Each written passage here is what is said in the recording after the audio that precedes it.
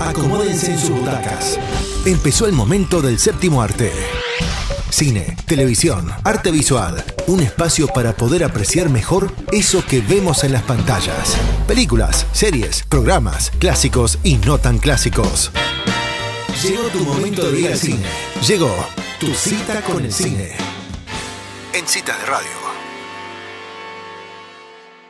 Bueno, tal como lo adelantamos, ya estamos al aire con Norma Bustos y le damos la bienvenida a Citas de Radio. Hola, queridos amigos, ¿cómo están? De nuevo reunidos. Bueno, la vez pasada habíamos dejado las bases para comentar hoy una película que era La Ola, una película alemana. Y yo voy a aprovechar para hacer una comparación, porque se presta, con otra película que también es presentada exclusivamente como un documental, que en este momento es la más famosa de Netflix y que les aconsejo encarecidamente que la vean. Después vamos a hablar un poquito más al final, que es el dilema de las redes sociales. Película que si bien hasta tiene escenas encarnadas por actores profesionales, la base son entrevistas, y lo que más asombra es entrevistas a quienes, fundadores, cofundadores, CEO, directores creativos, ejecutivos de las más grandes redes sociales, network, lo que haya, de lo más conocido y de lo más famoso en Internet. Google, YouTube, Facebook, Instagram, Twitter, TikTok, etcétera. Realmente no se la pierdan. Pero vamos a empezar con La Ola. Habíamos dicho cuando vimos documentales, que de eso se trata, que el documental tiene pretensión de objetividad. Yo muestro lo que pasó, si no te gusta lo lamento, esto pasó, y pasó así. Muy bien. Lo que estamos acostumbrados a ver, o estábamos, eran los famosos noticieros, ¿no es cierto? Que uno iba al cine y se lo daban. Ahora, aún esos noticieros, porque todos recordamos los noticieros de propaganda, si no los vimos en el cine por edad, los hemos visto en televisión, que también muchos de esos noticieros fueron propaganda a diversos regímenes políticos. Y no es que lo que mostraban fuera falso, sino que mostraban una sola parte de la realidad, la otra no. Parecido es lo que sucede con los documentales de hoy día.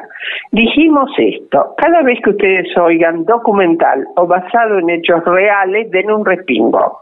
El respingo nos despierta, paremos las orejitas y después decidimos. Pero tengamos cuidado, porque tenemos tendencia a decidir o a gustarnos o parecer que es muy objetivo aquello que coincide con nuestro gusto, o con nuestras tendencias, o con nuestro pensamiento. No es del todo cierto.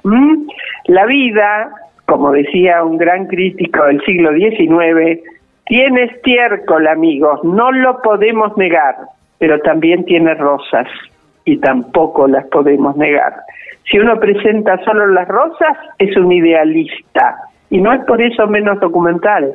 Y si uno presenta solo el estiércol, se va del otro lado, y no es por eso tampoco menos documental. Lo ideal en la vida, amigos, sería presentar la rosa y el estiércol.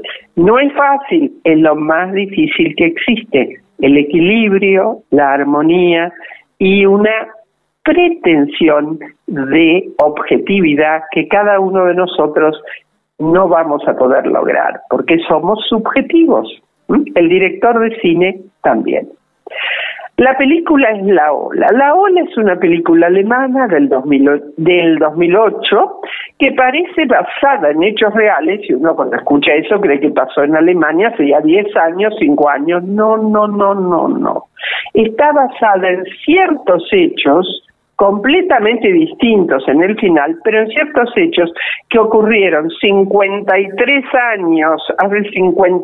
años, en 1967, en Palo Alto, California, Estados Unidos, un continente y un océano de distancia de Alemania.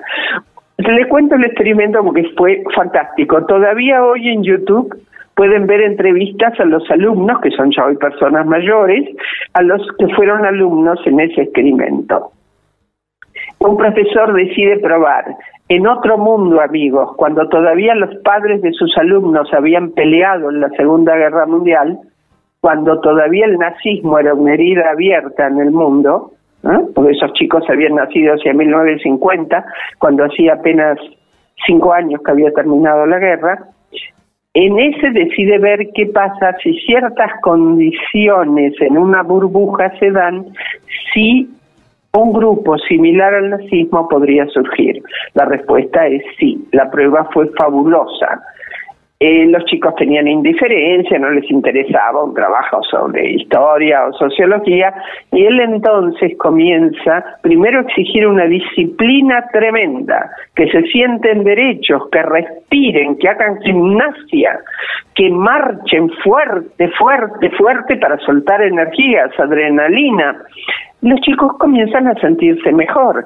Además, de ahora en más las notas serán la misma, porque lo que importa es el grupo, se disuelve la individualidad en el grupo es lo mejor, el grupo nos salva, el grupo manda, pertenecer es lo que importa. Esto es 10, 5 o 1, pero a los 30 o a los 40 o a los 60 igual en cada prueba. Entonces, que se siente uno que es bueno en matemáticas con otro que no, en historia uno que es bueno con otro que no. Y acá sucede siempre lo mismo, que nivelamos la barra. Los que eran buenos se quejan, los que eran malos están chochos. Esto aparece en la película y esto es verdad. Pero comienzan ellos a darse cuenta que lo que importa ahora es el grupo. Él les sugiere que se vistan parecido, traen camisas blancas, lo que nos remite a las famosas camisas negras, ¿no es cierto?, del nazismo. Les pide que hagan un saludo. Uno de los chicos inventa una ola que se hace con una mano, lo cual nos remite sin duda a la mano derecha alzada, el saludo, que en realidad no es nazi, lo hacían los romanos con César, el famoso Ave César. Pero bueno, el saludo que tiene hoy mala prensa, los chicos hacen un saludo. Y los chicos comienzan a formar un grupo que, como es lógico con adolescentes, los sacan de la escuela, los llevan al barrio o al centro. Acá resulta que embanderan con una ola un edificio municipal, bueno, lo que suelen hacer los adolescentes. Pero se sienten importantes, ahora todos pertenecen, sobre todo los chicos a los que llamaríamos nerds o más olvidados, marginados, a los que no los llaman para jugar al fútbol, a los que, bueno, esos ahora mandan, ahora son alguien, entonces son los que están más enloquecidos con este grupo, llamémoslo la ola, como en su época debió haber sido con las SS. En esto tienen razón, es muy parecido. Cuando termina el último día, el profesor en Palo Alto, en un momento que no hay redes sociales, que no hay celulares, que los chicos creen lo que se les dice que este movimiento ha salido, que ahora que es un movimiento nacional, que hay más de 1000 escuelas que lo están haciendo en todo Estados Unidos, que van a formar un partido político, que ustedes no saben el incendio que ellos han comenzado, que esto es un fuego imparable, los chicos están chochos, y que se está eligiendo el líder que los va a llevar al triunfo y a presentarse en las elecciones. Se juntan en el gimnasio con un viejo televisor, el profesor hace que se va, hay como estática un rato en el televisor y finalmente aparece el resultado de la elección y el líder es Adolf Hitler en uno de sus más incendiarios discursos, con las masas enloquecidas en Nuremberg aplaudiendo y marchando. Los chicos están en un estado de absoluta confusión, en un tremendo silencio, y ahí el profesor sale, todo esto en el experimento real, en Palo Alto. El profesor sale y les dice que este es el líder que ellos conseguirían con la forma en que se comportaron. Ellos sacrificaron toda individualidad y toda libertad y toda dignidad humana simplemente por el hecho de pertenecer a un grupo, que por lo que ese grupo les pedía ellos lo hubieran hecho. que así sucedió, tal vez no hace tantos años, en aquel momento, en la Alemania nazi, que estuvieron a un riesgo, que imponían a todos los demás lo que ellos pensaban, que consideraban que todos los que, no les gustaba lo que ellos hacían o querían discutir algo, era un enemigo, que se llegaron a poner violentos. Pero esto sí es muy importante. Nadie resultó herido, nadie llevó un arma, no pasó nada. Los chicos, no es que a todos les gustara, pero la mayoría todavía hoy recuerda el impacto que eso significó en su vida. Los padres, la mayoría lo aceptó, a algunos no les gustó, vinieron a la escuela a protestar, pero no pasó nada, nadie echó al profesor. O sea, fue realmente un experimento que probó si podía surgir el nazismo, pero en Estados Unidos, no en Alemania, y sí podía. Esto, desgraciadamente, dadas las condiciones, sí se puede, y con adolescentes se puede mucho más. Ahora, la película es engañosa en esto. Termina con, un chico que lleva un arma, que hiere a otro y que se suicida cuando descubre que esto es un juego, si ustedes quieren, o un experimento. El más débil termina sucumbiendo. El final es idéntico al de La Sociedad de los Poetas Muertos, otra gran película, y con Robin Williams, donde, desgraciadamente los jóvenes, y a mí la intención del profesor no podía ser mejor, ponerlos en contacto con los poetas americanos e ingleses, y los chicos lo toman como una secta, y cuando eso cae o los padres no se muestran comprensivos, el más débil se suicida. El profesor, por supuesto, pierde el puesto. Y por eso les digo, independientemente del tema, que es muy interesante, y lógico, es mucho más vendedor y publicitario hacerlo en Alemania que en otro país, pero no sucedió ahí. No se hizo ningún experimento en Alemania, lo cual no significa que no pudiera ocurrir. Ocurriría aquí, en Italia, en Japón, en la India, en cualquier lado. Dadas ciertas condiciones, los adolescentes son a veces presa fácil, hay que tener cuidado. Pero por eso les repito, cada vez que ustedes escuchen, y lo van a escuchar hoy día están de moda, 60% de las películas basadas en hechos reales. Cuidado. Puede estar basada un elemento, 2, 3, pero no, el basado en hechos reales no significa mucho, porque luego ahí se escribe una novela, se le añaden hechos de ficción, personajes, y generalmente se lleva esos hechos para decir o demostrar lo que la persona en ese momento quiere decir o demostrar. Es decir, no es que no exista lo documental, sino que la palabra documental no hay que tomarla como sinónimo de objetivo, porque es un error, sino de algún basamento en algún hecho que pudo haber ocurrido o que ocurrió. De eso no hay ninguna duda. ¿Cuántas películas hemos visto basadas en la Segunda Guerra Mundial?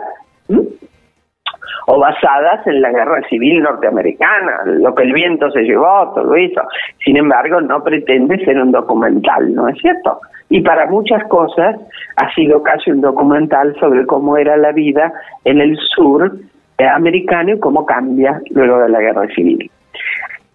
Ahora bien, la otra película a la que nos queríamos referir, El dilema de las redes sociales, es absolutamente moderna. La acaba de poner Netflix, que es su fondo, y la acaba de poner, hace un mes más o menos, la puso en su grilla, y realmente ha recorrido como pólvora en el mundo entero, se lo recomienda ver. No perderán ustedes nada a verla. Yo les recomiendo una cosa en esta película. Si quieren, véanla de un tirón, pero después vuélvanla a ver despacio, en 3, 4 días, una semana, porque lo que importa acá son los datos.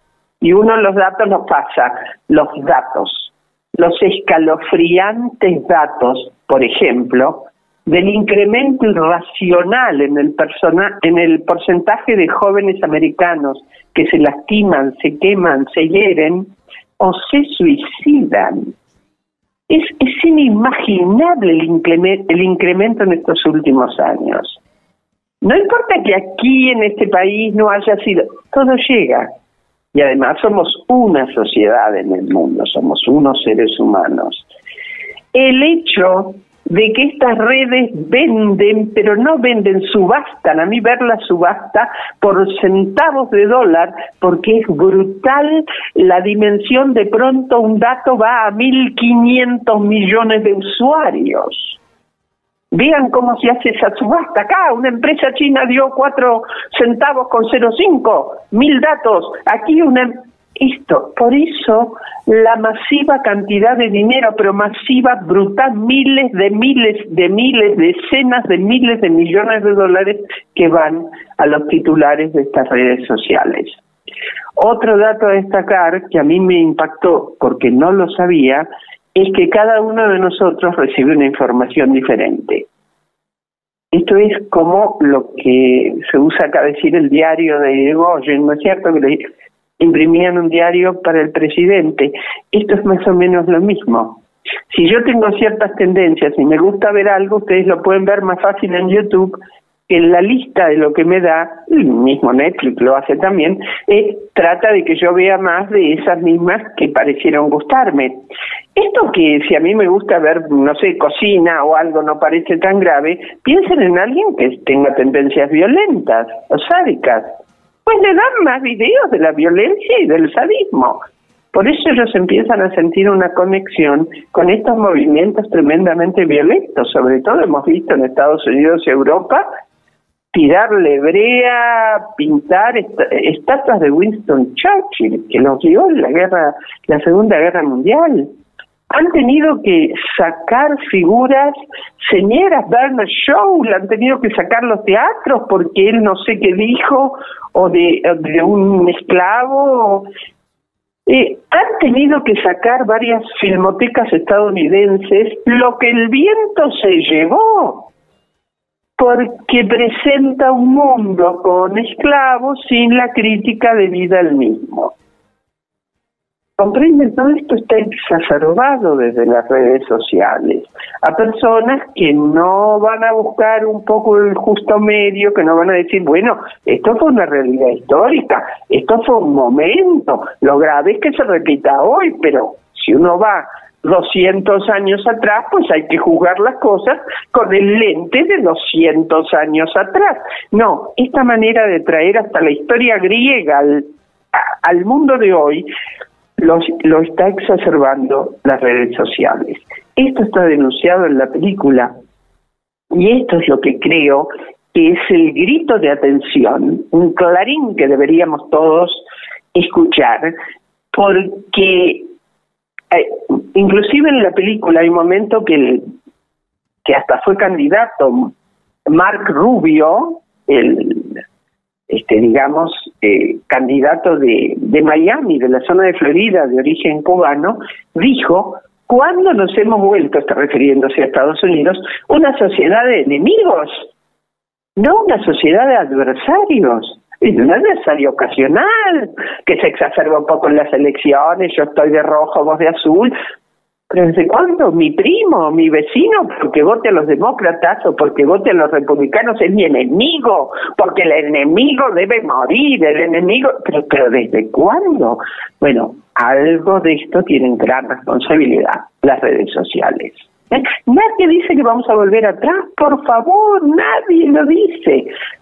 Pero los toques de atención no deben ser desoídos, sobre todo en la defensa de los jóvenes y de los adolescentes y los niños, que son los más débiles, y ellos solos no pueden entender. Piensen en las nenas, en las chicas, que con sus fotos otros le contestan, tenés orejas largas, son muy flacas, son muy gordas, y algunas de ellas se lastiman, se suicidan o caen en la bulimia.